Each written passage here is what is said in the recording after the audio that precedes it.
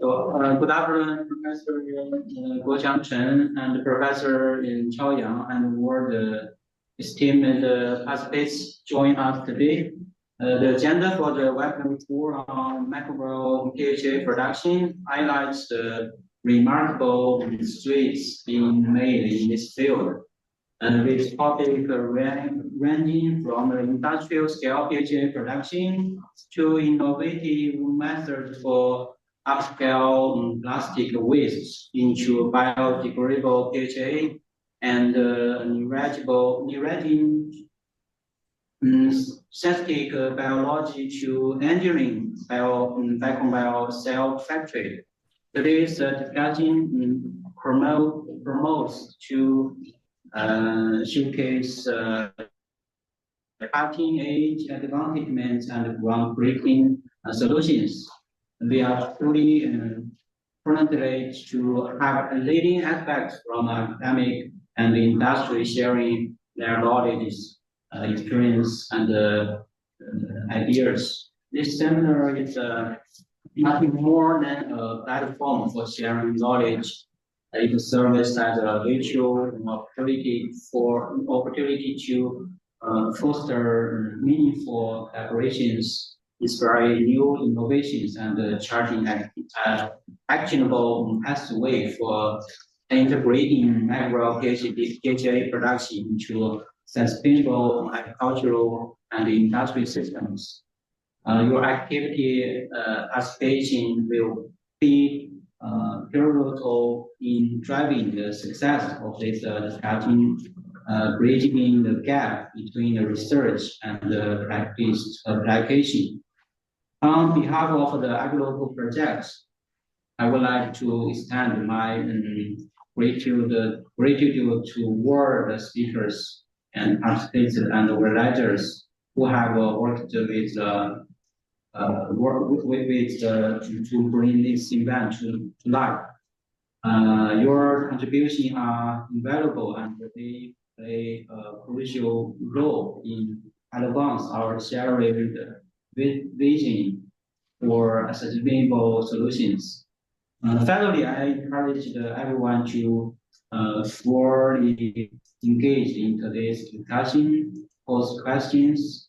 Especially today, we invite the very famous Professor Tsinghua in PHA production. They have a very good experience in this field, and together let us not only learn and collaborate, but also take significant steps toward creating innovative, sustainable technologies that will positively impact our environment and future generations. And thank you for once again for being part of this important event. And also thank the Professor Dr. Christina in your side. Your participation will make this seminar more successful. And I wish you have a highly productive and inspiring session on hand. Thank you. Okay. Thanks, Dr. Shi, for your inspiring remarks. With that, we move to today's core agenda, featuring exciting discussion on industrial scale PHA production, upcycling plastic waste into PHA, and also synthetic biology for PHA production. Okay, let's begin with our first session. I would like to invite Professor Mingxiong He from BIOMA-CAAS and to introduce our distinguished speakers. Okay, Professor He, please.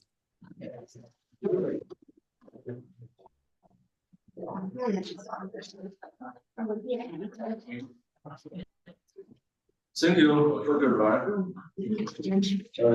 Thank you all for joining us today. Now, let's begin the next section. I'm honored to introduce our distinguished speakers. Our first speaker is Professor Guoqiang Chen from Tsinghua University. Professor Chen is a globally renowned expert in biosynthesis and next-generation industry biotechnology. His pioneering work is significantly advanced PHA research and its application. His earning his prestigious awards, including the International Metabolic Engineering Award and the ISBP Industry Award. Today, Professor Chen will present on industrial scale PHA production, where he will address key obstacles and imagine solutions for bringing microbial PHA production to commercial viability. Professor Chen, the floor is yours.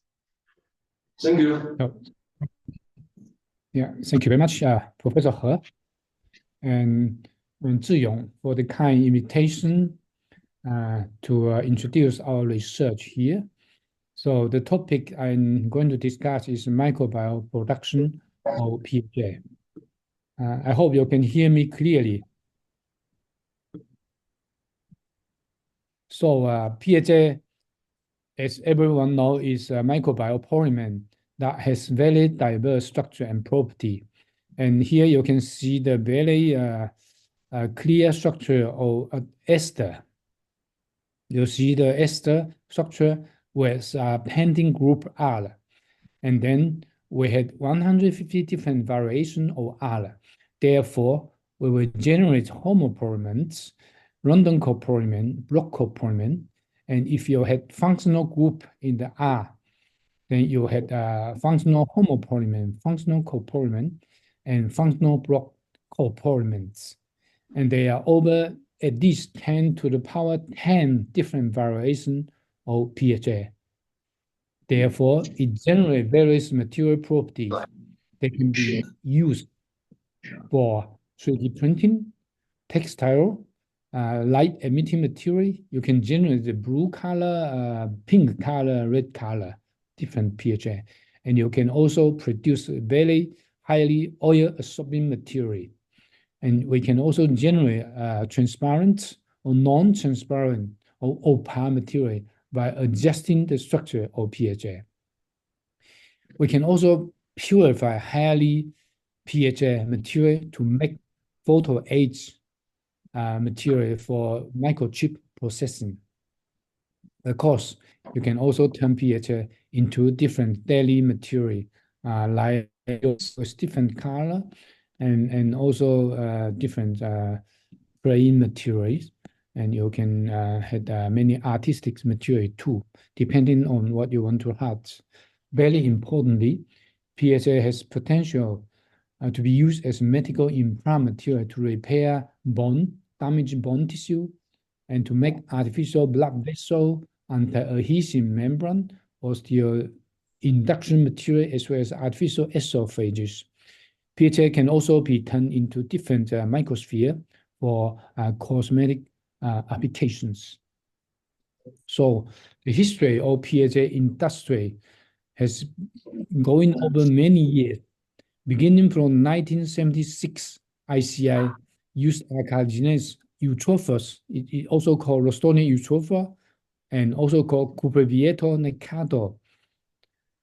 ICI began to produce PHA in 1976, ended in 1996 because of the poor economical feedback.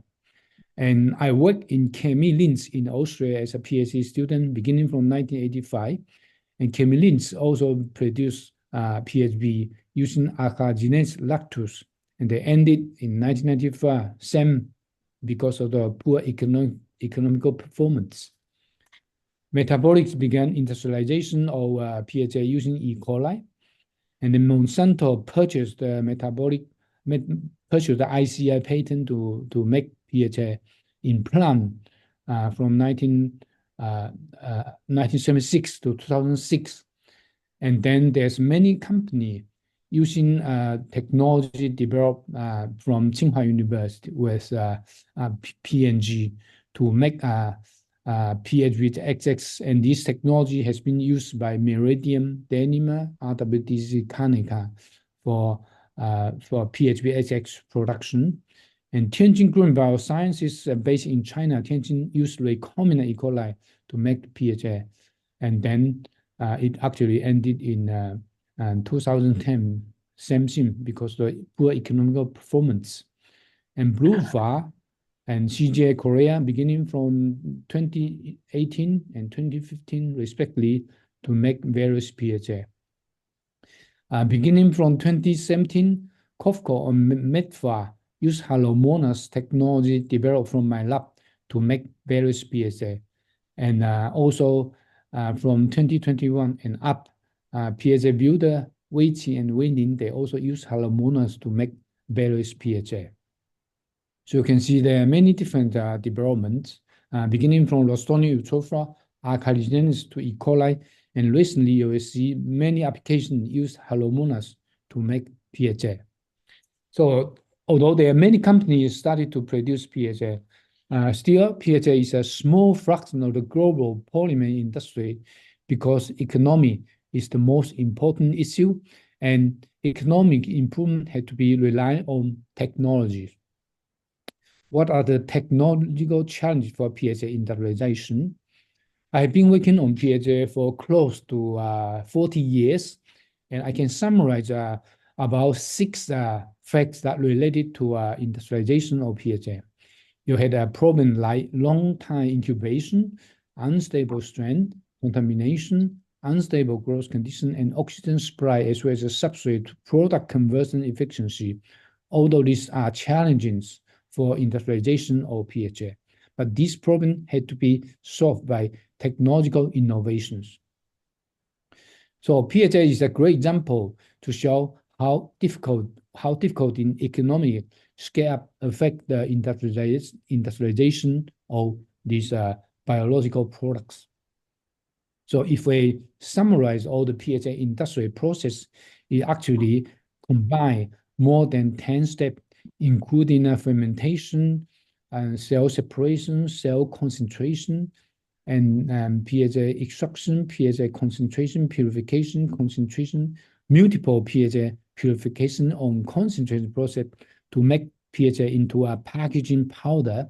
And this is a very complicated process involving not just scale up, but also unstable fermentation process, as well as complicated purification process.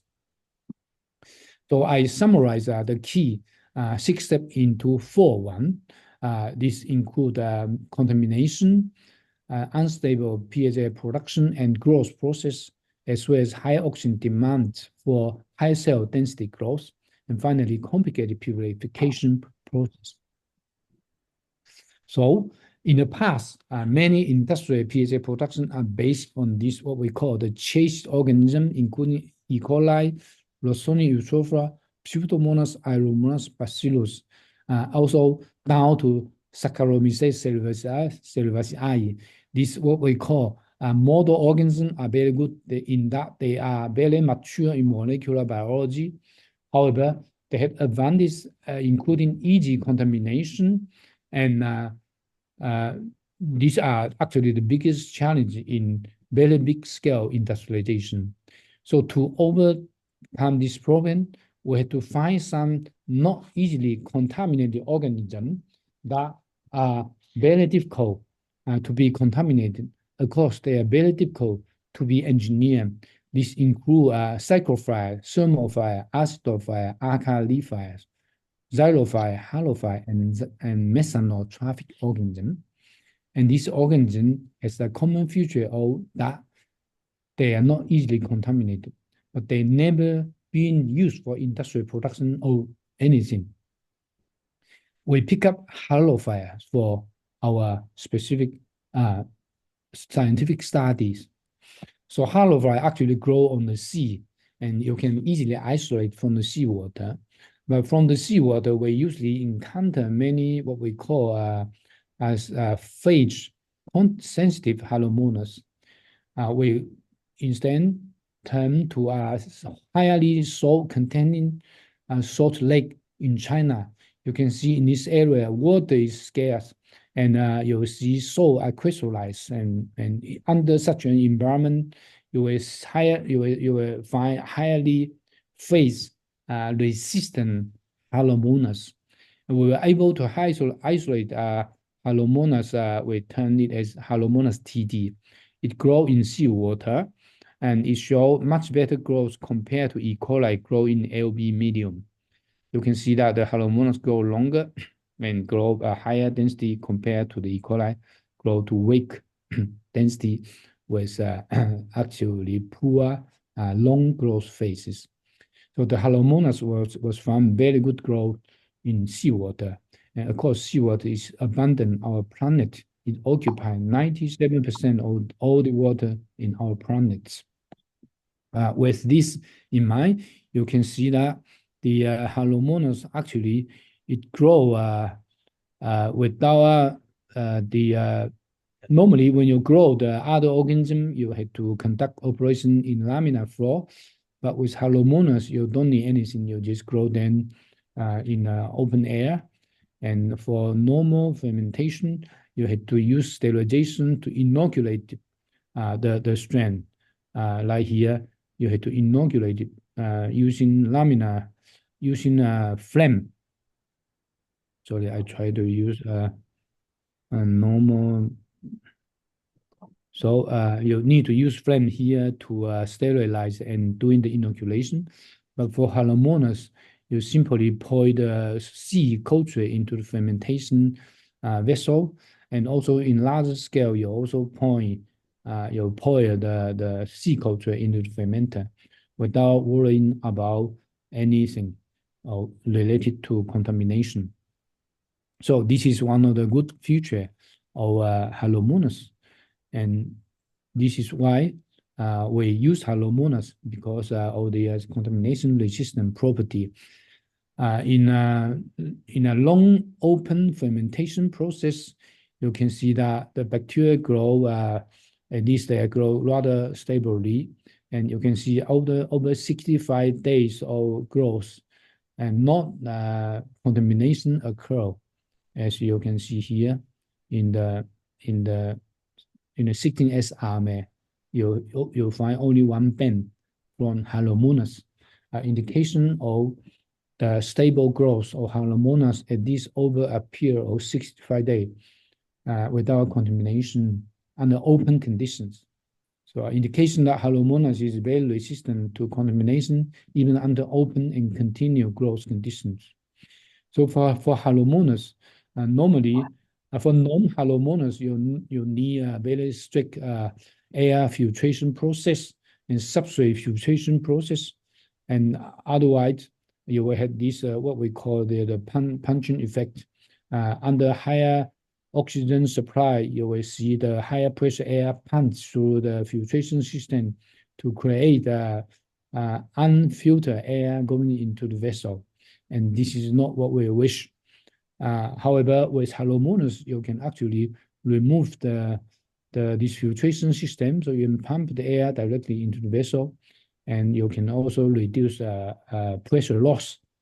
And in that, you use one air compressor instead of two, so you save air filtration effort, and you also reduce energy for filtration. At the same time, you can also remove the filtration sterilization process for substrate.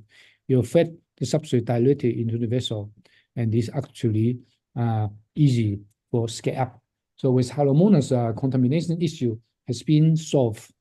And the second problem is unstable growth and PHA production. So you have to develop engineered tool to edit Halomonas genome to develop a stable organism.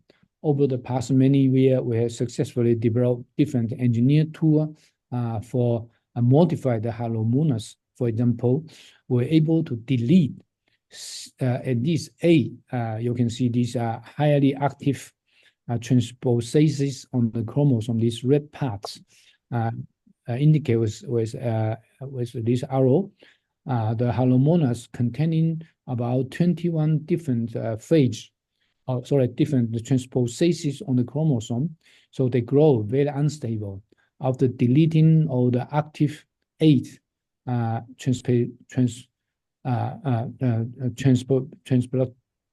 transpostasis, the bacteria became very stable in growth and PHA production. So you can see they grow very stable, and this figure indicated that when the harmonious transposition was not deleted, it grows very unstable and unrepeatable. However, after deletion on the transposon, the bacteria grow reproducible and stably over its production process. So with deletion of transposon, the growth are becoming very stable, as well as the PHA production process. And the third issue is higher oxygen demand for higher density growth. Mostly bacteria are growing in a stainless steel bioreactor. You have to pump a lot of air into the vessel, allowing higher density growth so all bacteria. However, with non-sterilized process, you can use plastic instead of stainless steel to make bioreactor. You can see that bioreactor make called plastic, which is transparent and light. So, because higher oxygen demand is needed for higher cell density growth, we have to develop new bioreactor to satisfy higher density demands. So, inspired by the aircraft that use the jet engine to grow, where the aircraft using propel for long distance flight, we find that there's a new agitation style using this what we call flip-flop agitation. The flip-flop agitation allow us to generate a very higher bubble, highly agitated environment. So we are able to imitate this situation using a 3D printing equipment. This is allowing us to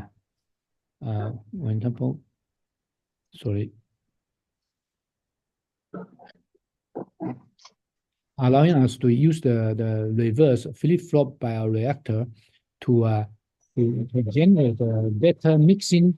So the flip-flop mixing style generates better oxygen distribution.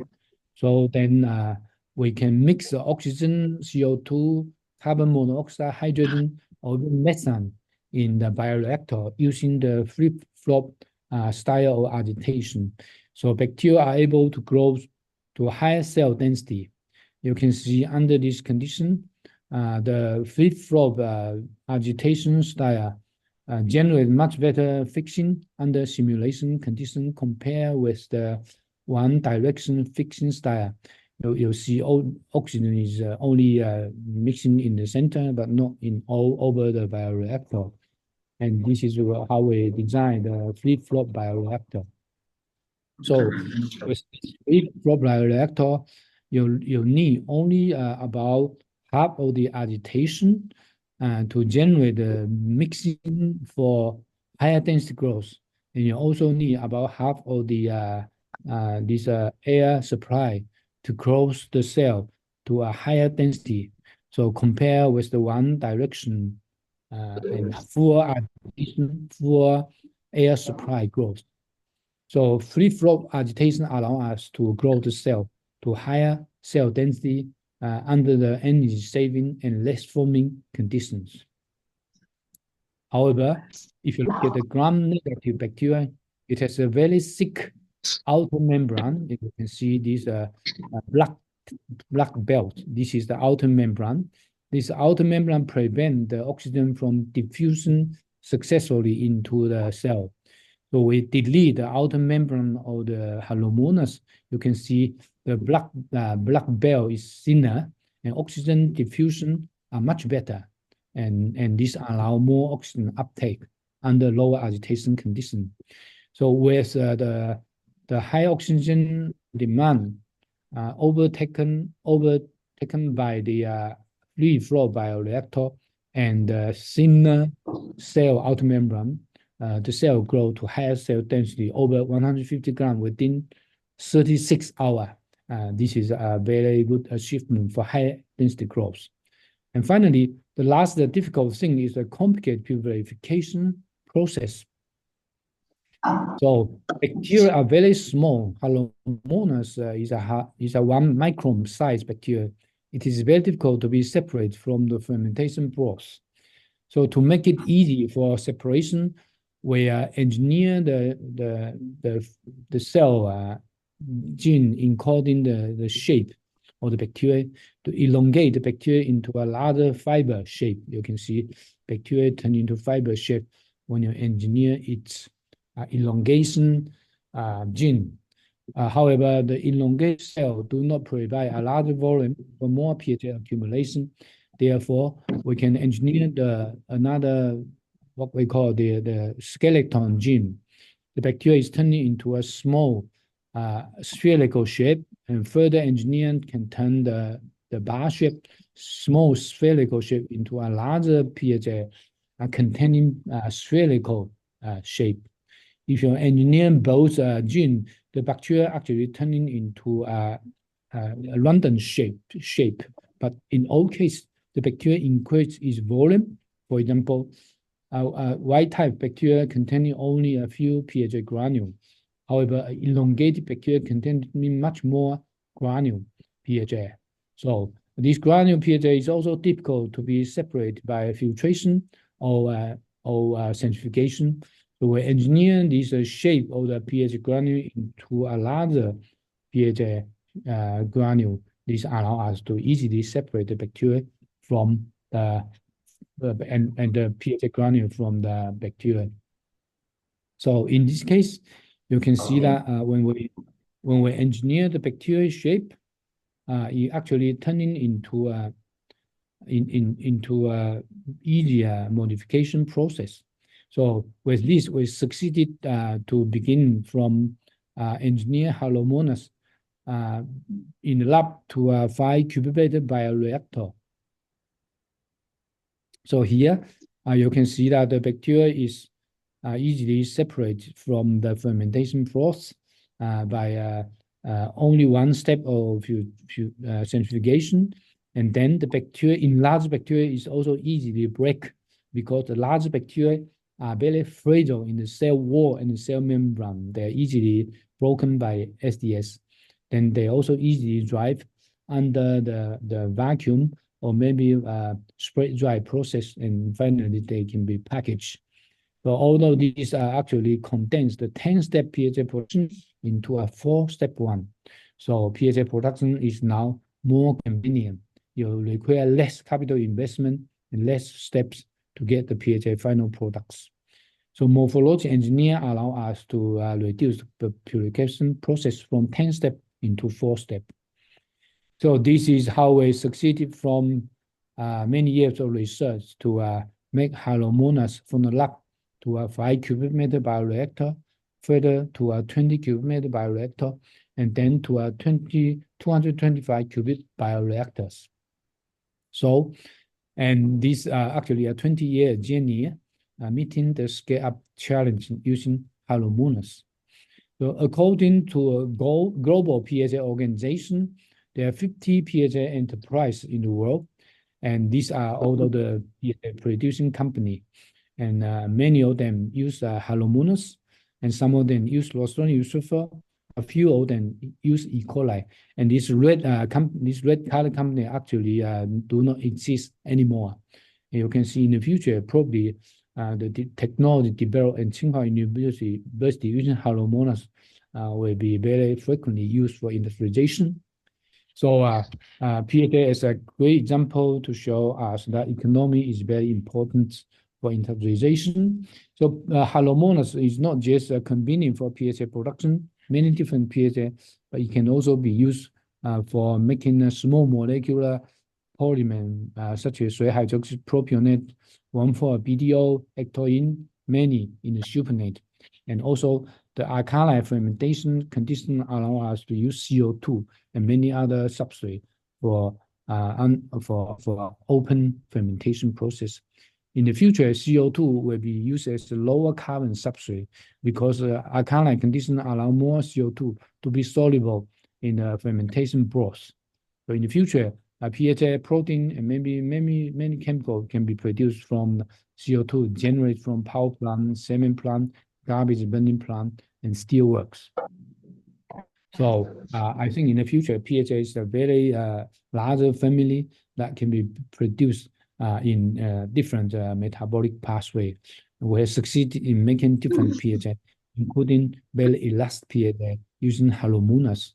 And maybe halomonas can also be used in an island using seawater and wind power or even wave power for industrial production. And it can also be used in a ship, maybe built with a PHA production plant. And when the ship is traveling on the sea, it can also simultaneously produce PHA using seawater. And these are some of the PHA products that we make from the halomonas. And you can see 3D printing material and packaging material and PHA textile, and also many others, clothes, and all of these products already sold on the market, even in small quantity. I think my time is running up, and thank you for your kind attention. And these were all the students contribute to this halomona synthetic biology, because there are many funding agencies that help to make this project successful. Thank you for your kind attention.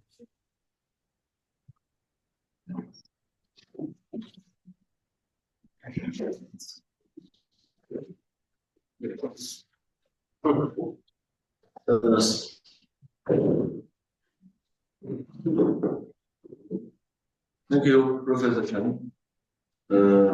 Professor Chen gave us a very wonderful presentation. As well as Professor Chen said, PHA, the industry PHA production also faced many technical obstacles. But in the future, and we should also fundamental research to solve these obstacles. Thank you, Professor Chen, again. Thank you. Thank you. Next, we are privileged to have Dr. Christina Torres. Christina is a senior researcher at the Nobel School of Science and Technology from Nobel University of Lisbon. Dr. Torres specialized in waste utilization and bioprocess development for biopolymer and phytochemicals production, encompassing both upstream and the downstream process. She is currently a co-coordinator and a team member of several research projects, as well as the supervisor of 30 students. Today, she will be presenting her insights on upcycle or PET-based plastic waste into PHA. It's a very interesting article, focusing on innovative methods to address key challenges and unlock sustainable solutions for microbial PHA production. Dr. Torres, please take the stage. Thank you. Thank you. Good afternoon. Thank you for your introduction. Just a small, I'm not Christina, I'm Christiana. I know that it's very similar. Usually people do that, but it's a little bit different. So, are you seeing my in presentation mode, my presentation? Okay. So today I will talk about upcycling of polyethylene terephthalate-based plastic waste into polyhydroxyalkanoates. Sorry. As if everyone knows, the plastics, the petrochemical-based plastics, due to their versatile properties, lightness, durability, and the cost-effectiveness, as a great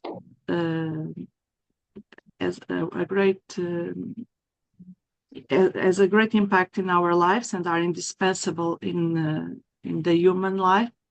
And the most common plastics that we use is the polyethylene terephthalate it's present in the water and the bottles. And the polyethylene high density and the low density polyethylene that we can find in different packagings.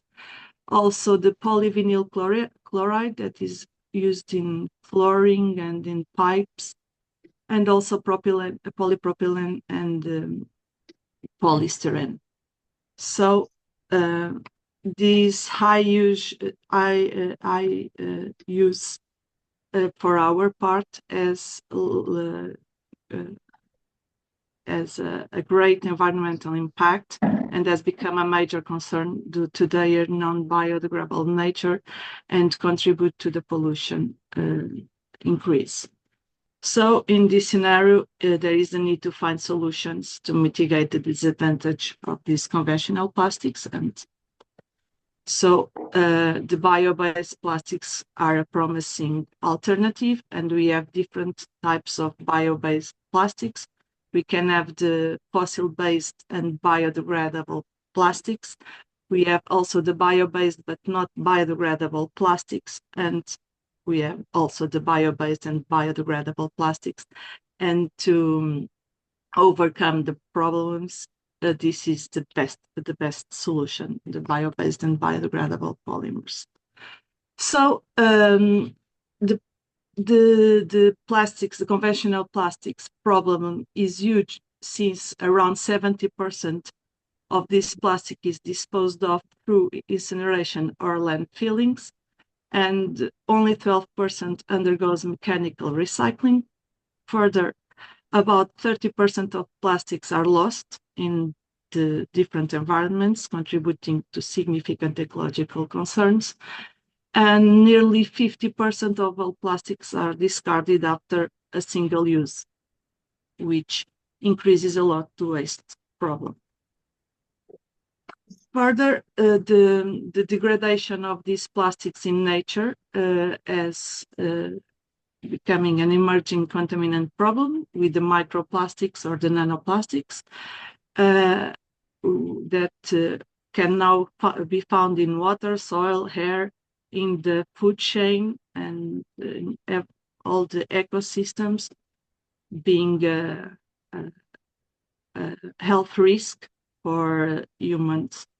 So on average, 212 grams per capita of primary microplastics are released annually, which is equivalent to 43 grocery plastic bags. So we have to overcome this problem. From all 4% of global plastics production, around 400 million tons per year, ends up on the ocean, which accounts for 80% of marine litter. Therefore, we need to find a solution. However, the world bioplastics production only accounts for 2.1 million tons per year. And from that, 42% is bio-based but not biodegradable, and only 58% are biodegradable. It is necessary to increase these numbers. However, the cost is one of the main factors, since the prices of the biodegradable bioplastics still around 5 times higher than the conventional plastics. So we need to reduce these costs, and one of the strategies is to valorize wastes. So the plastic waste can be used to valorize, since we are reducing production costs of bioplastic, and we are also performing the waste management, increasing the waste management. So this plastic can be depolymerized by using physical or biocatalysts or even microbial processes. The plastics are depolymerized into their monomers, and after, by bacterial conversion, these monomers are used as feedstocks and can be converted in value-added products such as polyhydroxyalkanoates. Under the scope of an European project called Ecoplastic, the short-term goal is to valorize post-consumer polyethylene terephthalate contaminated with the pigments and or metallic ingredients. This polyethylene terephthalate waste is depolymerized by a reactive extraction process that is protected by a patent, and this process is performed by an Irish research group in the TAS University. After this depolymerization process, we obtain a powder rich in terephthalic acid, and after in solution, we can use it as feedstock for bacterial growth and PHA production. In this project, the strategy was to use mixed microbial cultures, and for that we performed the production of PHA in 2 stages. First, we have to enrich our mixed microbial consortia into PHA producing microorganisms using the feast and famine strategy, where the cultures were subjected to cycles with excess of carbon and scarcity of carbon. And after selected the consortia, we produced the PHA polymer. So the first strategy was to collect it plastic contaminated in a municipal solid waste management company. After we use these plastics contaminated, we cut small pieces and we use it to produce an inoculum that after with the terephthalic acid as carbon source, that after was used as inoculum for a PHA production, for a PHA selected bioreactor. So this bioreactor was operated at 20 degrees and pH 8, and we fed the bioreactor in pulses. We operated bioreactor for 60 days, and to avoid oxygen limitation, we controlled the PO2 at 5%, and we can see here at purple the cellular dry mass that was increasing during this operation time. After the 60 days of operation, we performed the PHA production assay, and we obtained a good TPA removal, terephthalic acid removal capacity, with an efficiency of 70%. However, despite we observed an accumulation of intracellular products at microscope, the polyhydroxyalkanoate content obtained was very low.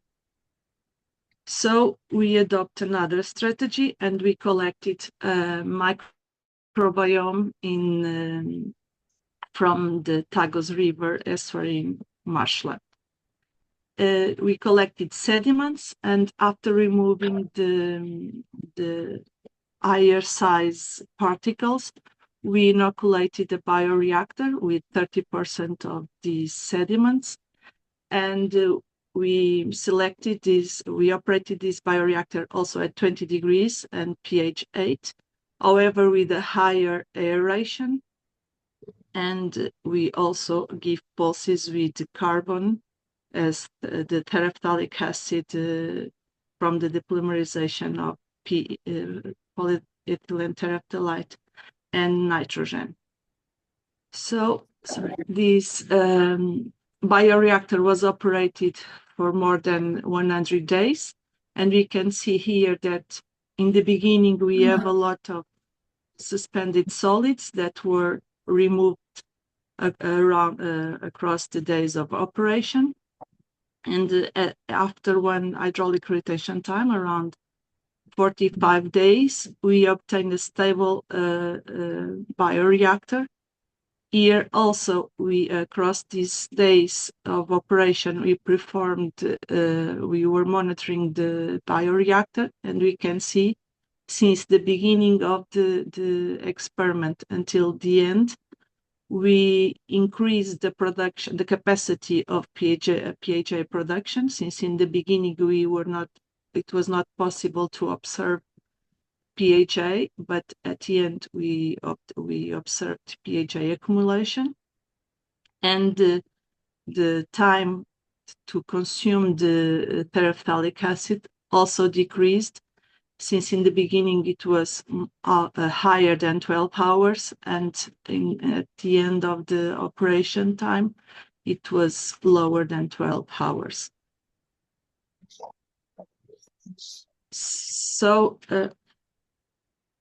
we also perform a study of the evolution of the population across the operation time of the bioreactor, and at the beginning, we have a higher number of different species in the bioreactor.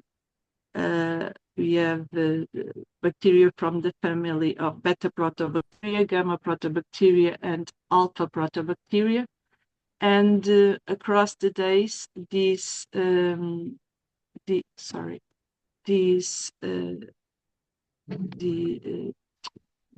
population evolution until we find a population richer in gamma proteobacteria class, and with Allomonadaceae and Zooglossae being the genera identifying as the most common in the bioreactor.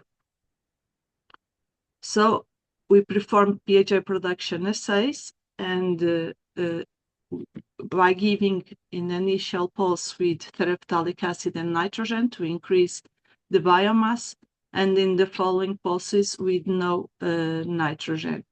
And we were able to obtain a good terephthalic acid removal capacity, high accumulation of polyhydroxyalkanoates. We obtained 65% of the PHA per gram of biomass, and however, the biomass production was low, since we only produce 0.84 grams per liter, but yes, it is expected since we gave only a small content of nitrogen at the beginning of the bioreactor.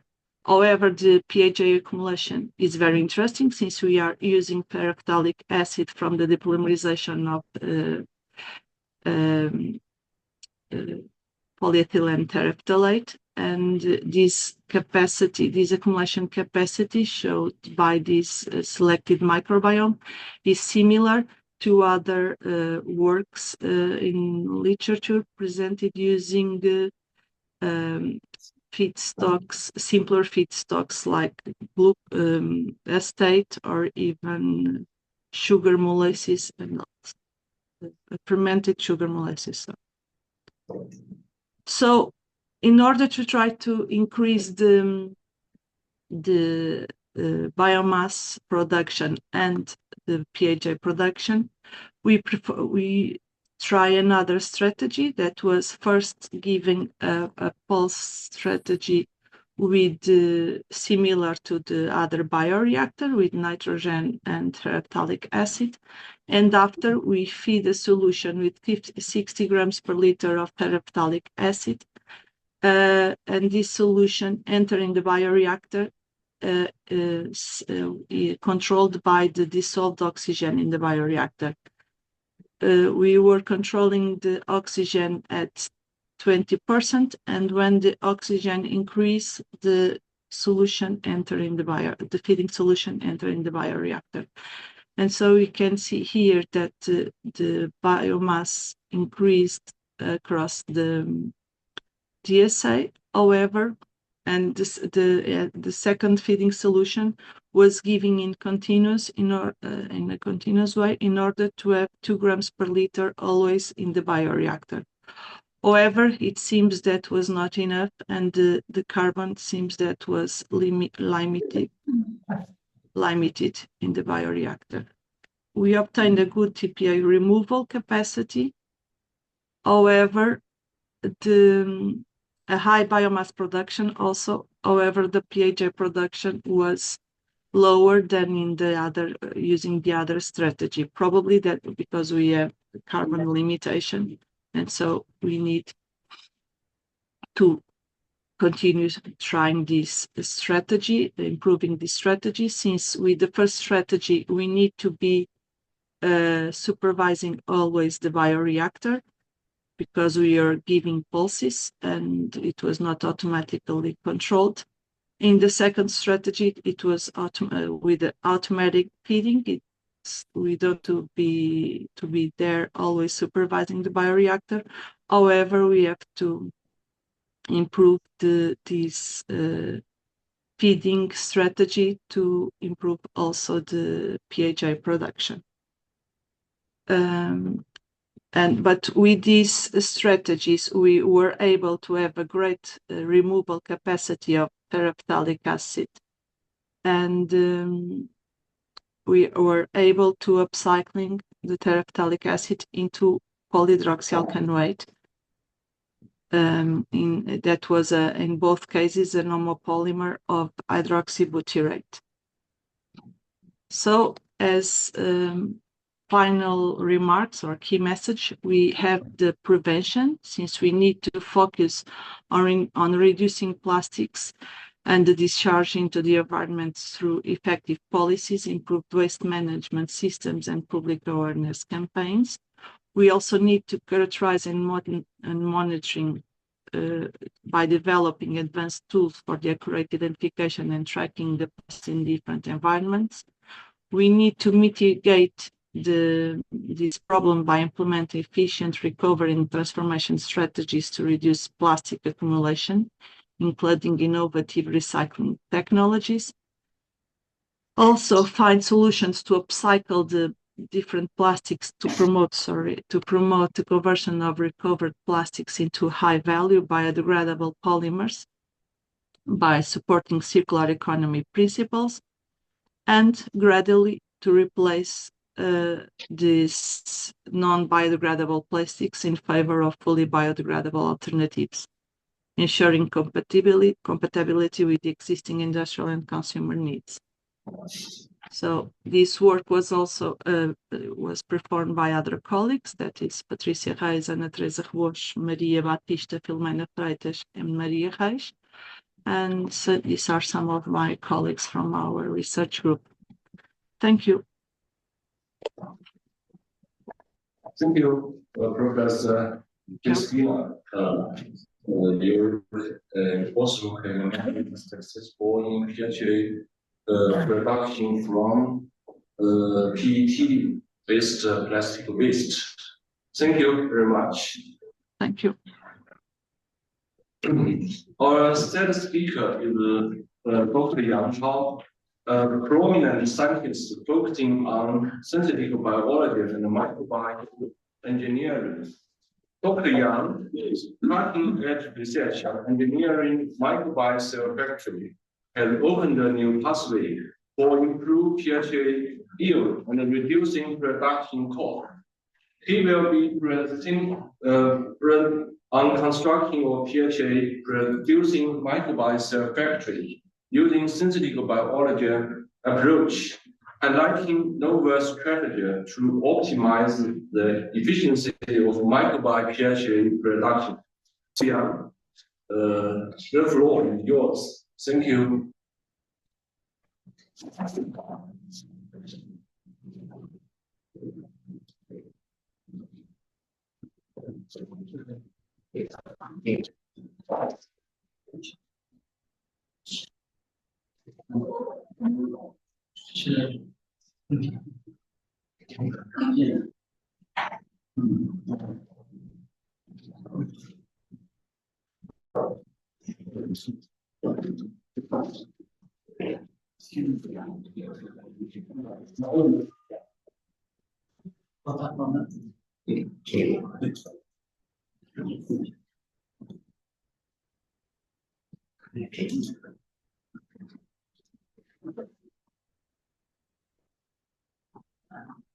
Thank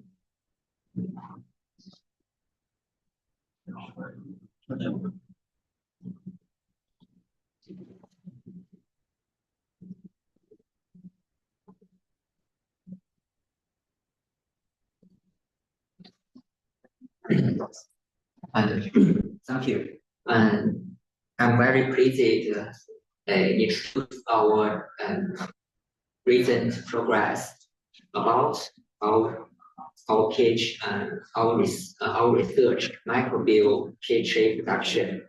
And today, my presentation entitled construction of PHA producing microbial cell factories using synthetic biology approaches.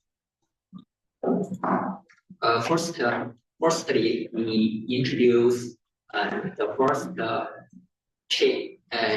chase cell, and the cell is Pseudomonas tupida KT and to 440, and this bacteria have good advantages. And first, this strain is GRAS strain, is a biosynthesis strain. And secondly, this strain is a natural medium chain PHA producer. And thirdly, this strain of have its whole genome sequences has been sequenced, and its genetic background is very clear. And both the strain have many unique biocatalysis and biodegradation pathways. And finally, this strain have many genome editing tools and has been developed in this bacteria. The figure on the right show the genome editing approaches. We our lab use the suicide plasmid mediated homologous recombination, and by a combination combining this the UPP counter selection marker, and these approaches is very efficient and to editing the KT genome. The table shows the screened very strongest promoters from the KT genome. We use the RNA-seq to screen the promoter. The table shows the 30 strong promoters. We next we construct recombinant plasmid. This carry the reporter gene GFP, and the tested promoters are based on the upstream of the GLP gene. The plasmid transforming into the harmoners to express GLP protein. The figure shows the results and GLP transcription levels under the different promoters. from the result, we can see we test transcription levels of the GLP GLP levels. We use the qPCR and measure the GLP fluorescence intensity.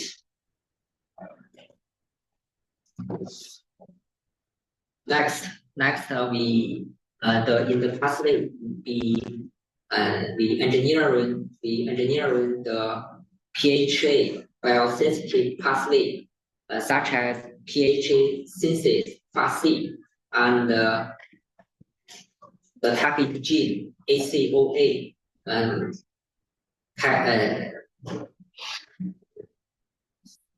another we knock out the target gene GCD.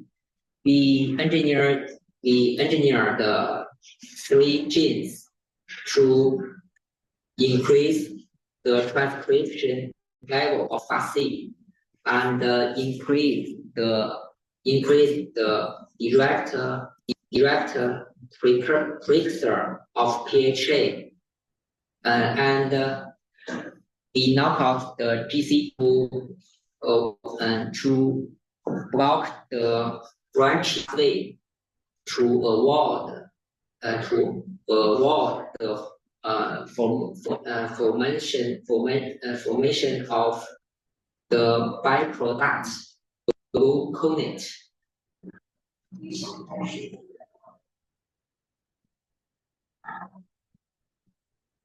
We utilize the genome editing tools to reduce the KT genome. We deleted the many unnecessary genes. The KT genome decreased from large genome into the smaller genome, and the minimal genome string named the KTU U27. This minimal genome string of the construction progress is shown in the figure. This minimal string have many advantages, such as we can see the results from the figure. Figure A and B show the growth curves of the minimal string. The minimal string grow faster than the wild type string in the rich medium and minimal salt medium. In addition, these minimal string have higher transformation efficiency and express higher volume of GLP proteins, and therefore the string can have high level of heterologous proteins. You can see from the figure the genome reduced string, and the flux was fermented in the PHA fermentation medium. The minimal genome string have high PHA yield, such as higher PHA content and cell biomass, cell dry weight. Therefore, the minimal genome has PHA yield. The figure shows the construction of the minimal strain and the construction progress of past engineering pathway, such as promoter engineering and metabolic engineering to optimize the PHA biosynthesis pathway to increase the PHA yield. On the right, the figure shows the PHA fermentation result. The minimal genome strain have higher PHA production capacity and cell biomass in the flask fermentation and in a bioreactor fermentation. This figure showed the results. We used a series of genome reduced strains to PHA fermentation. The results show the minimal strain named KTU 27. This strain has the highest PHA yield. PHA content reached 40%, and the cell dry weight have about 5 grams per liter fermentation media. This strain is minimal genome strain have relative higher transcriptional level in the PHA synthesis genes, such as FASI1 and FASI2. The figure shows the procedure, the overview of metabolic engineering strategies for medium chain PHA production, and from the other carbon sources such as hexaglues and cellulose. In the minimal genome strain. In the pathway, we introduce heterologous genes XYLA and XYLB from the encodec. And we introduce the two genes in the constructed pathway. This strain utilizes hexaglues to produce PHA. Utilize the constructed pathway. The pathway and the hexaglues transform it into the intermediate, go into the pentose phosphate pathway and go into the glycolysis pathway, and to transform it into the pyruvate, follow the acetyl poly. Finally, enter the PHB biosynthetic pathway to produce PHA. We use the hexaglues utilizing engineered monomers this chain can utilize AgriLoop efficiently to produce PHA. The flask fermentation result shows the PHA content reached about 42%. The cell dry weight reached about 3.5 gram per liter fermentation medium.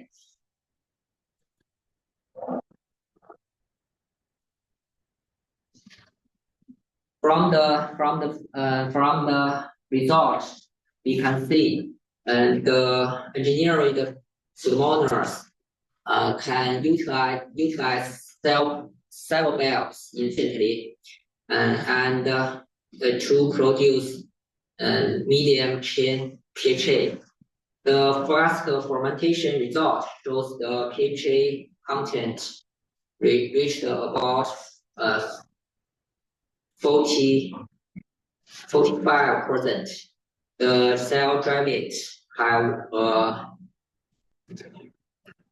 cell biomass about 2.8 gram per liter fermentation medium.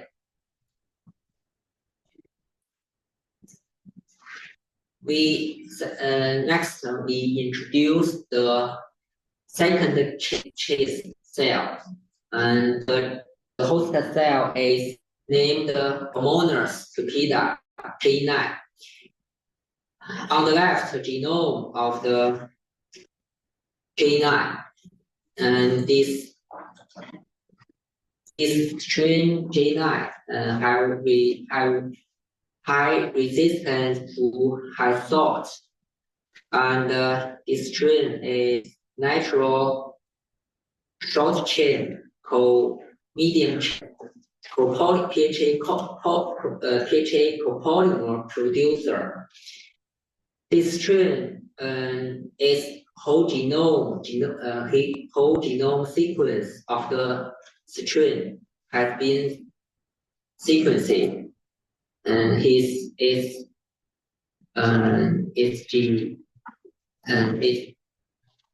genome has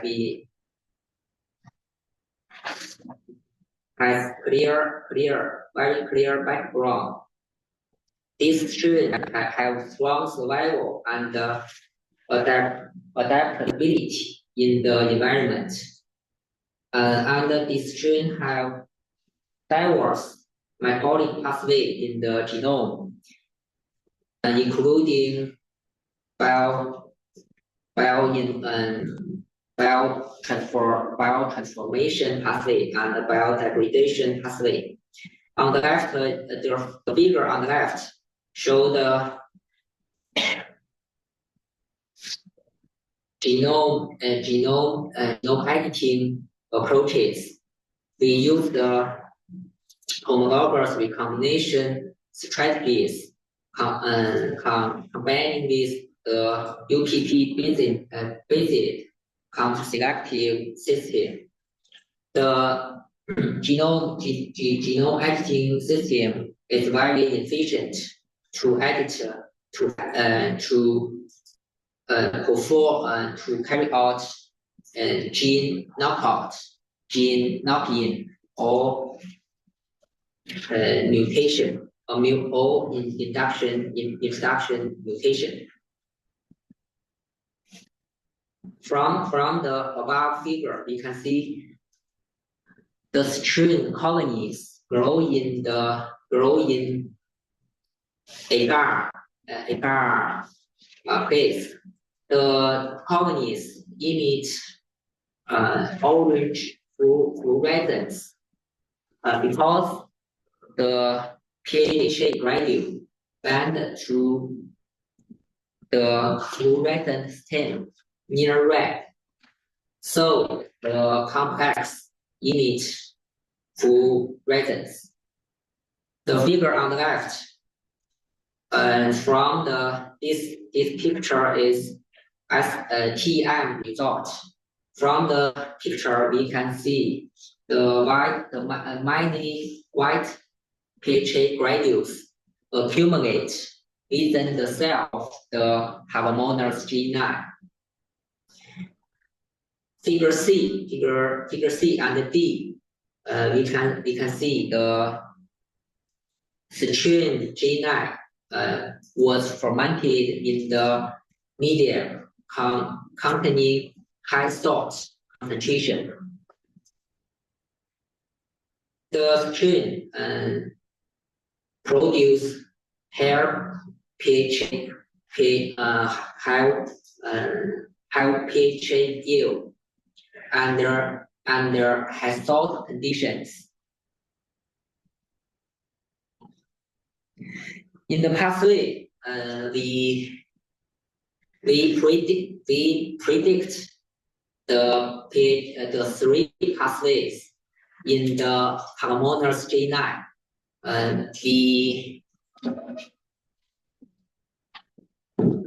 We analyze the whole genome of the citrine G9.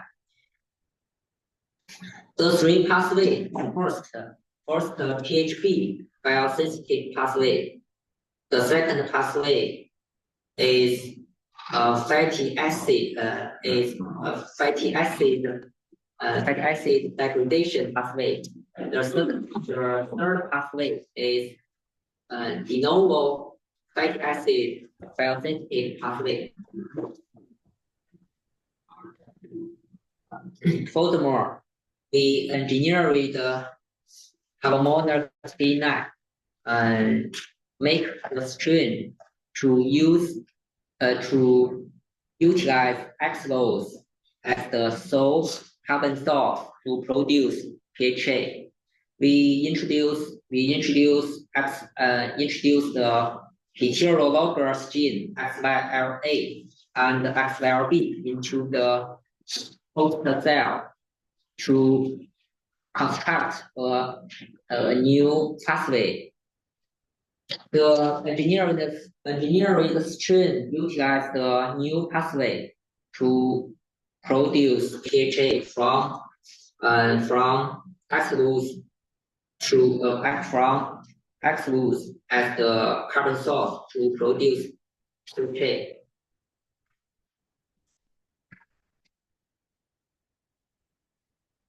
Next, we developed a new genome editing approaches in the Harvimonas G9. We utilize the new genome editing tools and to carry out delete traffic gene knock-in of the heterologous genes.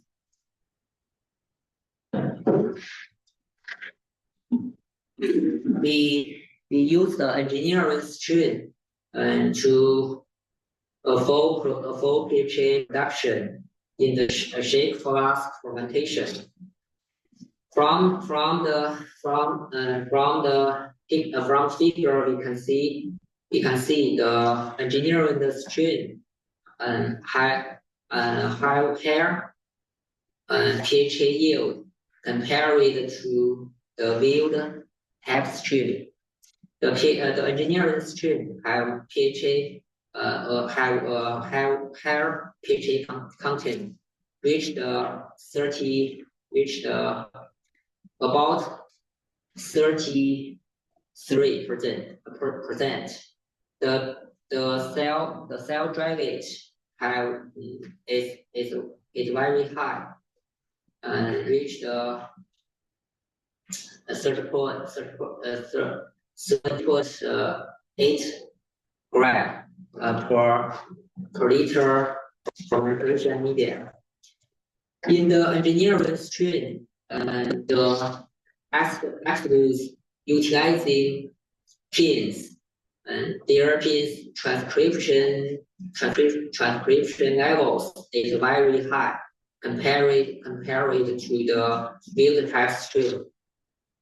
From the figure C and D, we can see the engineering strain can utilize efficiently AgriLoop as the carbon source for cell growth.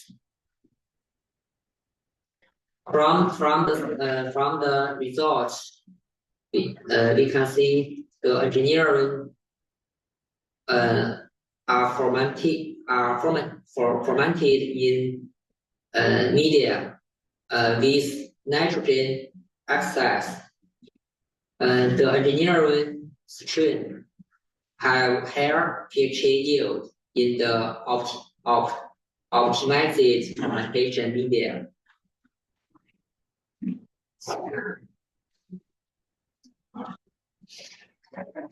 The engineering strain can grow well in the fermentation medium containing AgriLoop as the sole carbon source. The culture reached the higher the cell density. And the engineered strain can utilize more efficiently AgriLoop and compare it to the wild type strain.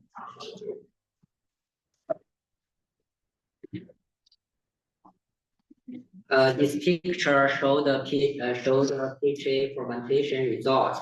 The engineering strain produce more PHA have in fermentation media with the AgriLoop the sole carbon source and nitrogen excess.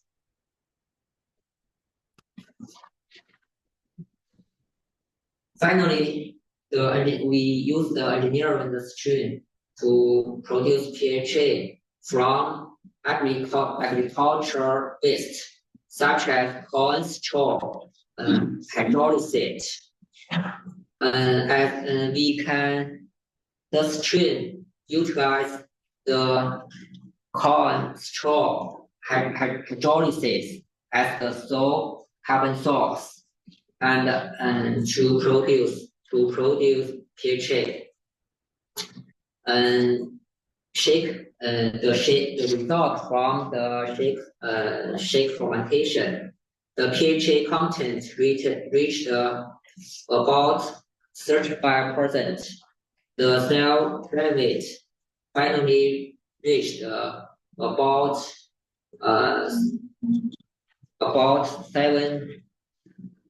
7 grams per liter fermentation media. Next, we introduced my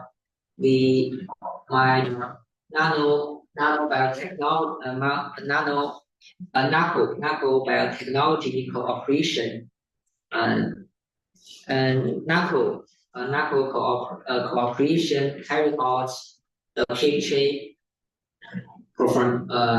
fermentation in the larger bioliter, such as 5 liter fermenter and 50 liter fermenter.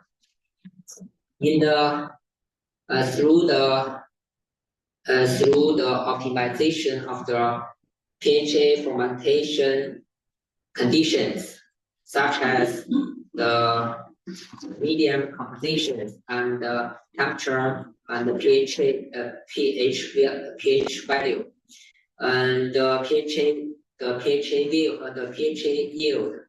can be increased to the higher yield in the larger bioreactor. In the future, NACO cooperation will carry out the PHA fermentation in larger bioreactor, such as 200 liter in the bioreactor. Next, we develop a green extraction method for PHA extraction. This new extraction method without the use of any organic solvents. Therefore, this method is a very green extraction PHA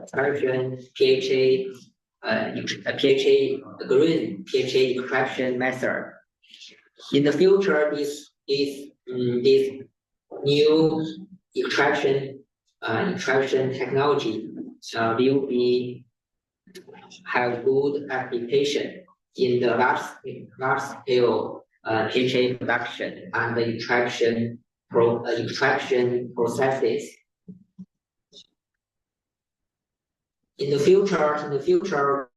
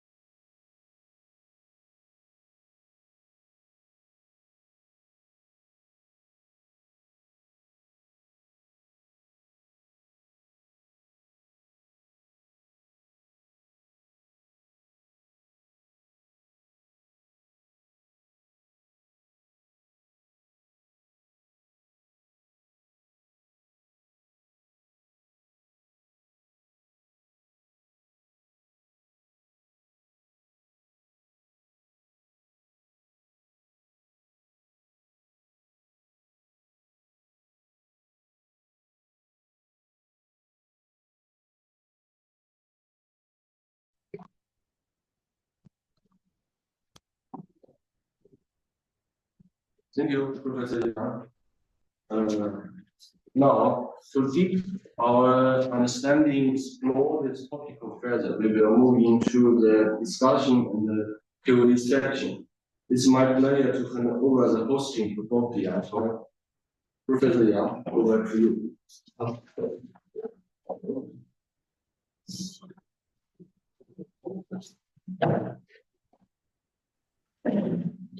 Thank you. According to the meeting agenda, next stage is our free discussion about the presentation share or freely share each other with our idea about microbial PHA production. Thank you, Dr. Torres, Professor Chen, for your very important presentation. We have explored a wide range of topics today, from scaling up microbial PHA production, upcycling plastic waste into the sustainable materials PHA, to using synthetic biology or microbial cell engineering. Now we moved into the discussion and the question and the answer session. This is an excellent opportunity to share deeper into this topic, address your questions, and share perspective on how we can advance this important field together. I will first pose a few questions to our speakers to get the conversation started. Professor Chen, are you here? No, Dr. Chen has left because he needs to meet some guest. It's offline.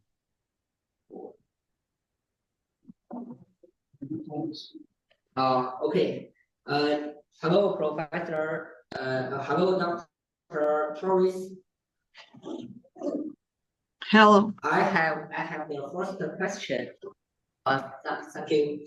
I have a question to ask you. Your work on upcycling plastic waste into the PHA is very promising. Could you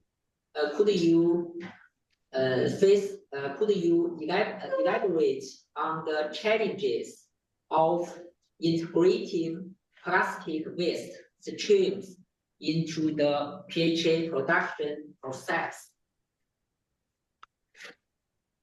I don't know if I understand all the questions. Sorry. May I? Can you repeat, please? Because sometimes the sound is not so good. If may I? I repeat. It's something about the streams, but I don't understand what it's before the streams. Plastic streams. The plastic Okay. waste streams via conversation. Okay.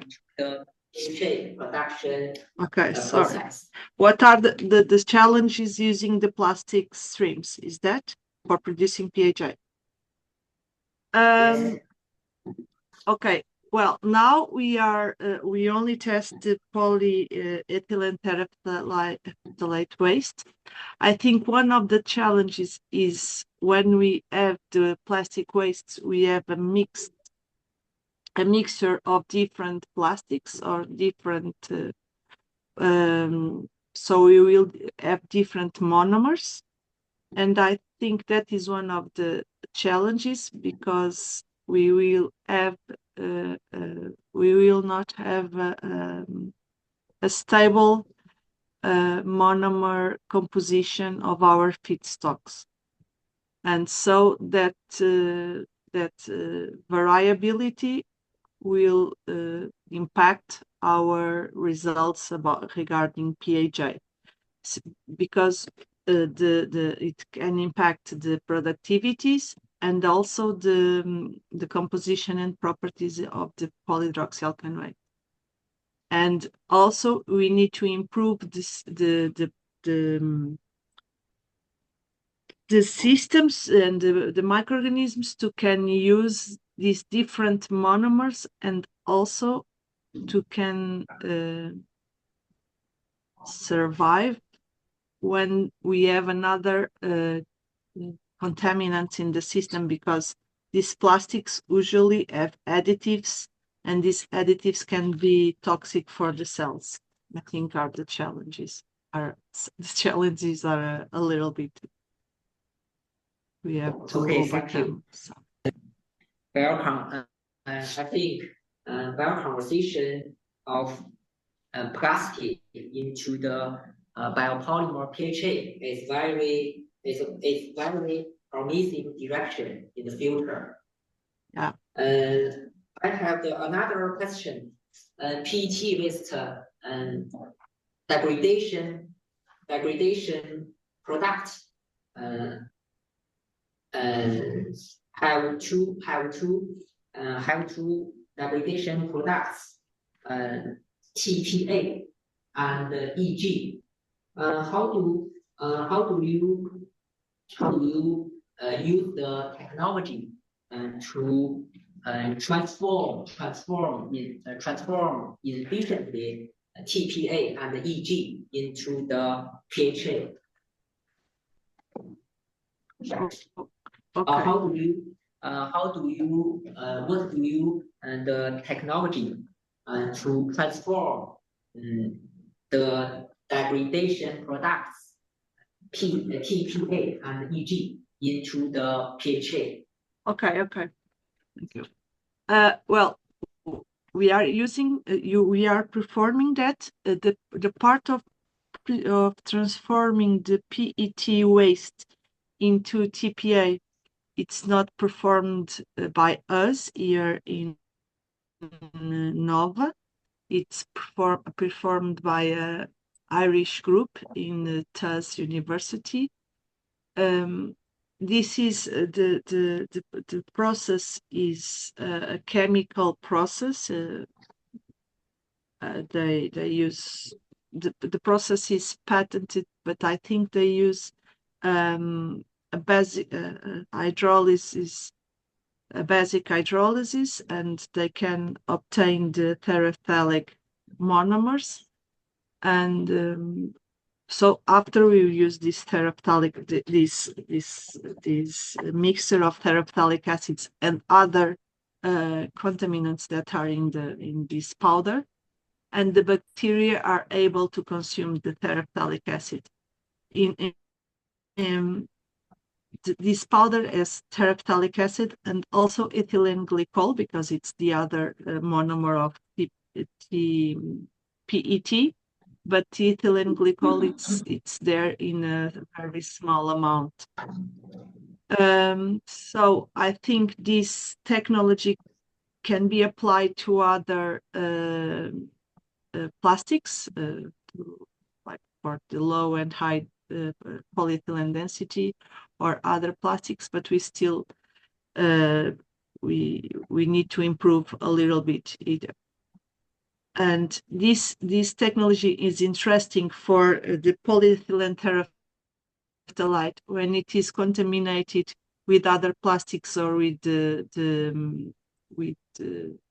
inks or other things. Since that PET, it will not be easy to recycle. When it is not contaminated with these inks, the PET can also can already be recycled to their monomers and reuse it again. So I think it's an interesting technology. Okay, thank you. How do you think the PHA cost, the PHA production cost from PET plastic in the future? So how do you think the PHA production cost from the PET plastic? Well, I think the costs from PET plastic or from other waste, it's a little bit similar, since it is a waste, and therefore this feedstock will not have a cost or a high cost. And I think to decrease the costs, we need to increase the production, since we have already the market need. So I think we need to increase a lot the production, and for that, yes, it is necessary to produce using not only wastes but bacteria that don't need sterilization. So yes, the allomonas, like Professor Chen gave the examples, or these mixed microbial consortia could be interesting. But in the case of mixed microbial consortia, we need to guarantee the stability of this process. But I think that if we continue investing in research, we will be able to continue decreasing the costs. Okay, thank you. Have another question? Yes, I have a question for. Thank you. Okay. Please. Okay, Christiana, thank you very much for your wonderful presentation. I have a question for you. Okay, since you have successfully obtained a PHA producing microbiome, okay, with plastics as substrates. Oh, okay, my question is, do you plan to continue use the entire microbiome community, just like the microbiome, or will you focus on isolating those key members of the microbiome and then targeting to the just like a TPA degradation and for the PHA production? This is my question. Thank you. Yeah, thank you for your question. Well, we try both strategies, but sometimes when we isolate the bacteria, they are able to consume the terephthalic acid, but they don't produce the PHA sometimes, or the yield is not so high. I think it's interesting in the case of these types of feedstocks that are more complex. It's interesting to use microbiomes because they live in this community, and so they are able to. They have different functions in the microbiome. So some of them produces some metabolites that the others need to consume the terephthalic acid and to produce the polyhydroxyalkanoate. So I think in the case of this kind of complex feedstocks, sometimes it's more interesting. But of course, it's also interesting to isolate. And yes, probably with some engineering modification, we can improve the PHA production. I don't know. But yes, we also tested, we also isolated some bacteria from these microbiomes to test it. Yeah. Okay, thank you very much. Actually, I have another question for Professor Chen about things he is not he is offline, but I think you could give me some information. So in his research and also Professor Yang's research, the Halomonas has been identified as a promising strain for producing PHA and also with the seawater as the medium. But in your research, you just mentioned that the seawater is increasingly polluted by the microbial plastics. So do you think the pollution of the microbial plastics will affect the growth and then the functionality or the producing of the PHA? Okay, when for the strain Halomonas, when the seawater is served as the medium. Well, I think that the plastics, yes, the plastics contamination of the sea, it's increasing.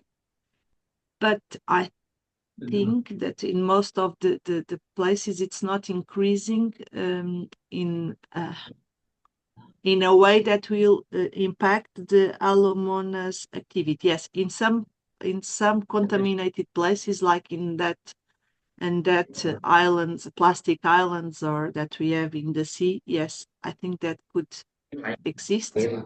But the strategy of using marine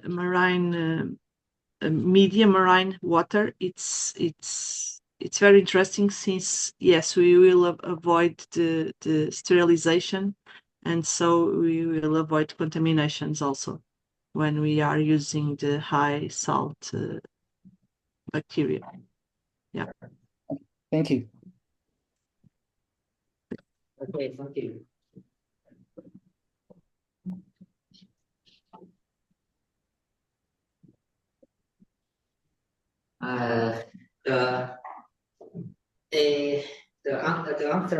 The question and the answer stage is over. It's over. Sure. Thank you very much for your invitation. Thank you. Okay, thank you.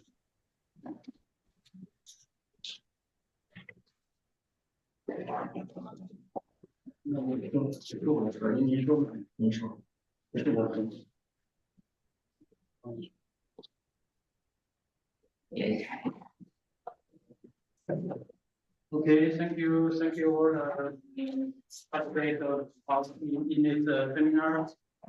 So really thank you, the Dr. Ruan and the three speakers, and also thank the Professor Code. So today, because in China is very late, so we need to close our seminar, and maybe later we can keep in communication about this topic. It's very important and for research and for industrial. So really thank you. Goodbye. Okay, thank you very much, Professor Xu. And also, we thank all our speakers for the wonderful presentation, and thank all our participants engaged in today's seminar. And I look forward to seeing you at the future AgriLoop events. So have a great day. Thank you very much, Christiana. And thank you, Dr. Thank Shi. you. Thank our participants. Have a good day. Bye-bye. Bye-bye. Yes.